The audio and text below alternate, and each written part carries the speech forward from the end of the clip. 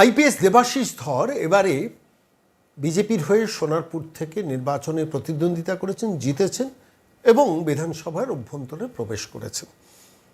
এবারের বিধানসভায় তিনজন আইপিএস অফিসার প্র্যাকটিক্যালি বিধানসভার নির্বাচিত জনপ্রতিনিধি হয়েছেন, বিধায়ক হয়েছেন। তার মধ্যে আইনজীবী দেবাশিস ধর আছেন, আইনজীবী নয় মাফ করবেন, আইপিএস দেবাশিস ধর আছেন, প্রাক্তন আইপিএস ডক্টর রাজেশ কুমার আছেন এবং অবশ্যই আছেন আইনজীবী প্রসূন বন্দ্যোপাধ্যায়। মালদহ চাঁচল থেকে তিনি নির্বাচিত হয়েছেন। এবারে বিধানসভায় তাঁরা যখন বক্তৃতা করছেন, প্রসূনবাবু যখন বক্তব্য রাখছেন বা ডক্টর রাজেশ কুমার যখন বক্তৃতা করছেন কিংবা দেবাশিস ধর যখন বক্তৃতা করছেন, তখন স্বাভাবিকভাবে কৌতূহল জন্মাচ্ছে মানুষের যে প্রশাসক হিসেবে তাঁদের সেই সময়ের ভূমিকা, অর্থাৎ প্রশাসক হিসেবে মানুষের কাছে তাদের এক ধরনের পরিচিতি ছিল, কিন্তু বিধায়ক হিসেবে তাদের পরিচিতি, বিধায়ক হিসেবে তাদের পারফরমেন্স, কীভাবে কথা বলছেন, কতটা মানুষের মন টানছেন, কতটা আলটিমেটলি মানুষের কথা গিয়ে বিধানসভায় বলতে চাইছেন, বলতে পারছেন, আমরা সেদিকে নজর রাখছিলাম। আজকের এই প্রতিবেদনে আপনাদের প্রাক্তন আইপিএস দেবাশিস ধর একটি সুন্দর বক্তব্য রেখেছেন বিধানসভার অভ্যন্তরে। শোনাব। মাননীয় অধ্যক্ষ মহোদয়কে অসংখ্য ধন্যবাদ আজকে আমাকে সুযোগ করে দেওয়ার জন্য।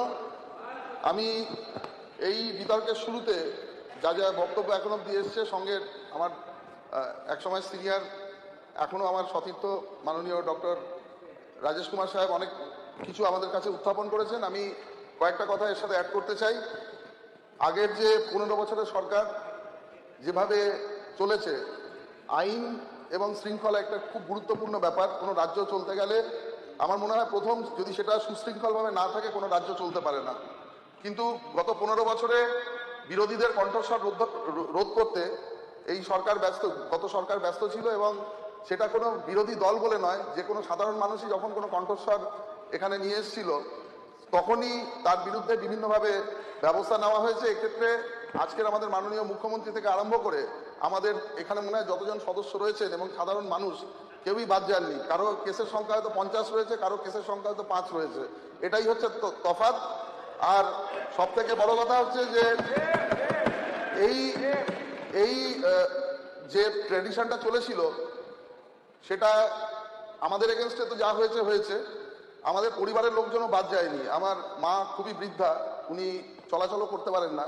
যখন সিআইডি আমার বাড়িতে রেড করতে গেছিল, আমার সাথে যা শত্রুতা ছিল, আমার মা অত্যন্ত সেন্ট্রাল গভর্নমেন্টের একটা খুব গুরুত্বপূর্ণ দপ্তরে চাকরি করতেন।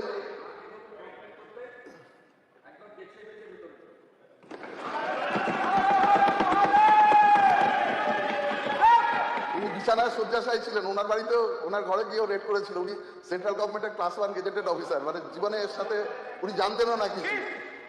এরপরে আরেকটা উদাহরণ দিই, আমাদের শীতলকুচি যে ঘটনা সবাই জানে। একটা ঘটনা যখন বিধানসভা আমাদের যখন ওই নমিনেশন ফাইল করতে হয়, এটা সামনে এসেছিল যে শীতলকুচি ঘটনা যেটা হয়েছিল, যেমন ওই ঘটনায় 3টি এফআইআর হয়েছিল। তার মধ্যে গত যে আমাদের সরকারের মুখ্যমন্ত্রী ছিলেন তার এগেনস্টে একটা এফআইআর হয়েছিল ওই উস্কানি দিয়ে ঘটনাটা ঘটানোর জন্য। দুঃখের বিষয়, সেই ঘটনাটা কোনোদিন সিআইডি তদন্ত করেনি তৎকালীন। আমি মাননীয় মুখ্যমন্ত্রী এখানে আছেন, তার এগেনস্টে স্পেসিফিক এফআইআর আছে। আমি বলবো যে সেই ব্যাপারটা যেন তদন্ত করে কেন সত্যিকারের শীতলকুচি ঘটেছিল এবং কিভাবে উস্কানি দিয়ে এই ঘটনাটা ঘটানো হয়েছিল সেটা যেন সামনে আসে। এই একই বক্তব্য এবারের বিধানসভার আগেও উনি বলেছিলেন, এবং তার পরিপ্রেক্ষিতে এবারের নির্বাচন কমিশন অত্যন্ত সজাগ ছিল এবং এই ঘটনাটা ঘটতে দেয়নি। নাহলে হয়তো আরো এরকম অনেক বড় বড় ঘটনা ঘটতে পারত। এবং আরেকটা কথা বলি যে এই ঘটনা ঘটে যাওয়ার পরে একজন মুখ্যমন্ত্রী কোনো মানে তার এসপি সম্পর্কে এই কথা বলতে পারে যে এই কেসে ওনাকে ফাঁসাও। তো সেই যখন রেকর্ডিংটা পরবর্তীকালে সামনে এসেছিল, ওর জন্য মানে ওটা তো মানে উনি প্রকাশ্যে বলেছিলেন যে আমাকে ফাঁসাতে এবং সঙ্গে প্যারামিলিটারি ফোর্সের যারা অফিসার আছে তাদের ফাঁসানোর জন্য, যারা ওনার নিরাপত্তার দায়িত্বে থাকে।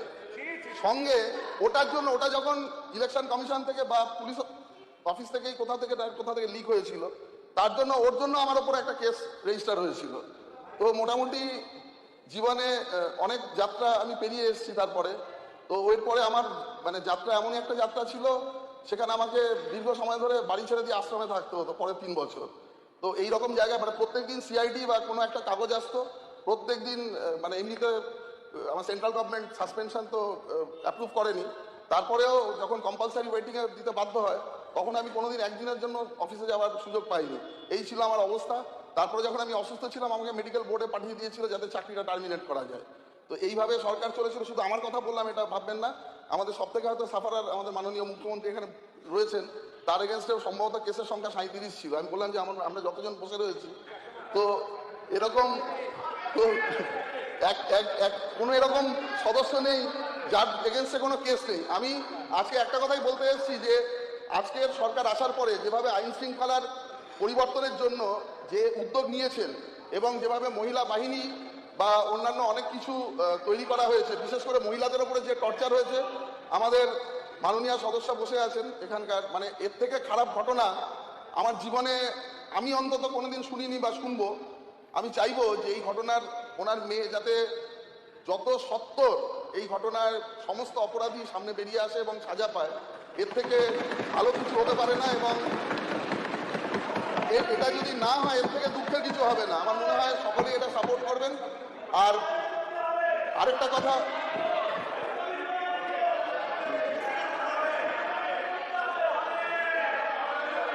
আরেকটা জিনিস আমি বলতে চাই, আজকের যে পুলিশিং আজকের পুলিশিং অনেক আধুনিকীকরণের দরকার আছে। মানে আমরা হায়দ্রাবাদ বা অন্যান্য যেখানে স্মার্ট সিটি আছে বা অন্যান্য রাজ্যেও অনেকটা পুলিশিং ব্যবস্থা এগিয়ে গেছে। তার মানে পুরো পরিকল্পনা কিভাবে হতে পারে আমি আগেও মাননীয় মুখ্যমন্ত্রীকে বলেছি, উনি আমাকে বলেছেন সময় দেবেন।